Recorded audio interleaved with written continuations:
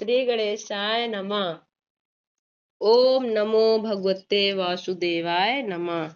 आज मैं सुनाने जा रही हूँ अक्षय तृतीया का धार्मिक महत्व।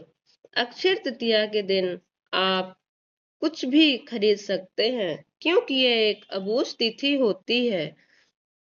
अक्षय तृतीया के दिन आप जो भी खरीदते हैं वो हमेशा के लिए अक्षय हो जाता है।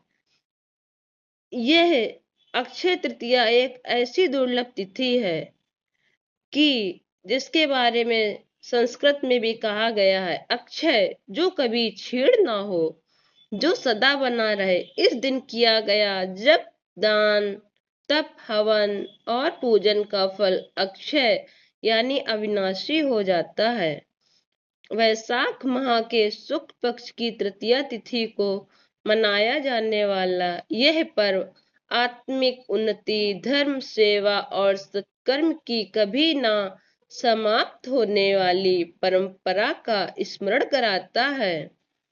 अक्षय तृतीया उन 3 तिथियों में से एक है जब आप बिना मुहूर्त देखे किसी भी शुभ कार्य को कर सकते हैं।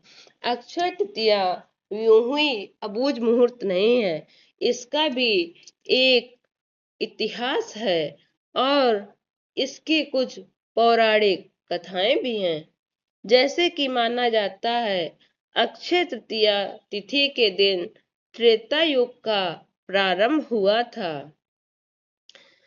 काल गणना के अनुसार अक्षय तृतीया के दिन सतयुग का अंत और त्रेता युग का प्रारंभ हुआ था, इसलिए इसे युगादि भी कहते हैं। यह संधिकाल का समय होता है। हिंदू धर्मशास्त्र में संधिकाल में की गई साधना का फल अनेक गुना मिलता है। अक्षय तृतीया के दिन भगवान परशुराम की जयंती मनाई जाती है। इसी दिन परशुराम का जन्म रेणुका के गर्भ से भगवान विष्णु ने परशुराम के रूप में जन्म लिया था। तभी इस दिन परशुराम जयंती भी मनाई जाती है। अक्षय तृतीया तिथि के दिन ही माँ गंगा पृथ्वी पर अवतरण हुई थी, जिससे समस्त जीवों का उद्धार हुआ था। अक्षय तृतीया तिथि के दिन ही महाभारत काल में पांडवों के वनवास के दौरान भगवान सूर्यदेव ने युधिष्ठिर को अक्षय पत्र प्रदान किया था। इस पात्र में कभी अन्न की कमी नहीं होती थी, जिससे कि द्रौपदी असंख्य लोगों का पेट भर सकती थी। उस पात्र की खासियत थी, कितने भी लोग भोजन करना चाहें, उससे कभी अन्न खत्म नहीं होता था, वो हमेशा अक्षय ही रहता था। 3 अवतारों का प्राकट्य भी अक्षय तृतीया के शुभ दिन ही हुआ था। इस दिन भगवान विष्णु के हयग्रीव अवतार, परशुराम अवतार और नर नारायण अवतार का प्राकट्य हुआ था। इस दिन ब्रह्मा और विष्णु इन 2 देवताओं का सम्मिलित तत्व पृथ्वी पर आता है, जिससे इस दिन पृथ्वी पर सात्विकता बढ़ जाती है। अक्षय तृतीया के दिन दान का फल, इस दिन किए गए दान का फल कभी क्षय नहीं होता है। जिन वस्तुओं का दान किया जाता है, मान्यता है कि वे अगले जन्म में भी हमें प्राप्त होती हैं। अक्षय तृतीया के दिन जैन धर्म में भी महत्व है कि इस दिन भगवान ऋषभ देव ने 1 वर्ष के उपवास के बाद गन्ने के रस से अपने उपवास का पारण किया था। इस दिन को अक्षय तृतीया ही कहते हैं। अक्षय तृतीया के दिन भगवान विष्णु की आराधना करना सर्वश्रेष्ठ माना जाता है। आप अक्षय तृतीया के दिन बिना पंचांग देखे विवाह, गृह प्रवेश, व्यापार, वाहन, आदि खरीद सकते हैं, नया कार्य आरंभ कर सकते हैं। अक्षय तृतीया का कोई यूं ही महत्व नहीं है। अक्षय तृतीया केवल भौतिक समृद्धि का नहीं बल्कि आध्यात्मिक उन्नति का भी पर्व है। सनातन संस्था के अनुसार इस दिन ब्रह्मा एवं विष्णु इन दो देवताओं का सम्मिलित तत्व पृथ्वी पर मिलता है। इस दिन दान पुण्य करने से उसका अक्षय फल मिलता है और ये दिन हमें याद दिलाता है कि हमें अच्छे मार्ग और अच्छे कर्मों की ओर चलना है। इस दिन आप कुछ भी खरीदते हैं, अगर आपकी श्रद्धा है, कुछ सोने का लीजिए या चांदी का लीजिए, कुछ नहीं है तो आप बर्तन खरीदिए। जो भी आपकी श्रद्धा है उसके अनुसार आप खरीद सकते हैं और जो भी आपकी श्रद्धा है उसके अनुसार आप दान कर सकते हैं।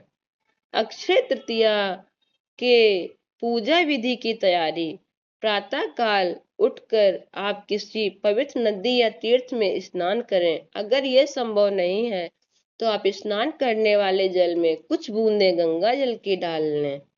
उसके बाद आप एक चौकी बिछाएं एक चौकी बिछाएं, उसमें पीला कपड़ा बिछाएं, जिसमें भगवान विष्णु और माँ लक्ष्मी की मूर्ति स्थापित करें और गणेश जी का ध्यान करते हुए ओम गंग गणपते नमः का उच्चारण करें।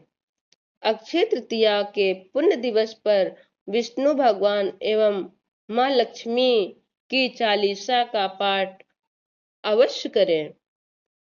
आप भगवान विष्णु और माँ लक्ष्मी को विष्णु भगवान को आप गोपी चंदन का तिलक लगाएं और माँ लक्ष्मी को केसर का तिलक लगाएं और पीले फूल और कमल के फूल भगवान विष्णु और माँ लक्ष्मी पर अर्पित करें।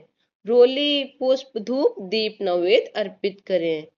गेहूं जौ सत्तू आदि नैवेद्य में चढ़ाएं और आप कोशिश करें कि किसी को भी आप एक जल मिट्टी का जो पात्र होता है उसमें जल भरकर आप उसे दान करें।